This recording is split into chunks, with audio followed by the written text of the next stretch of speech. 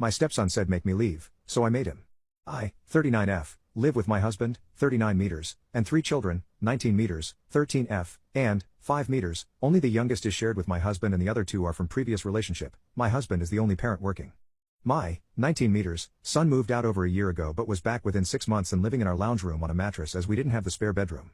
We had to move soon anyways as our lease was ending, so we discussed it with my son on what his plans were. As the current rental situation is hard to get into, he decided to stick it out at home. He was working full-time bringing in about $1,000 per week. We moved into a new bigger house giving everyone their own space. We discussed with him to pay his way, $180 for rent, $40 for all bills and $100 towards food. This he agreed to.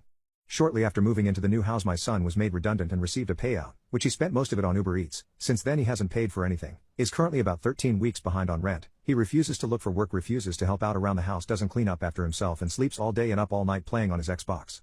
Recently the company my husband worked for was liquidated and we were left with nothing to pay the bills or get food. The last few weeks have been really hard trying to feed everyone and keep the bills paid. We still haven't gotten a full payment and are now behind on everything. Since this has happened we have had to limit food to make it last, which my son has been eating non-stop at night, enough for 2 to 3 people per meal, and just doesn't seem to care when I bring it up with him. It has gotten to the point where I don't eat so that the kids can. He just got his tax done and straight away he has ordered Uber Eats again while the rest of us struggle. He just doesn't care and expects us to pay and cover him financially, which we can't afford to do. Even though I wasn't his direct parent, one night he had a very noisy call with his friends, and the kids had school the next day. I shut off his Xbox, and yelled at him to get out. He stood up right in my face and said make me, so I did. Go to part 2.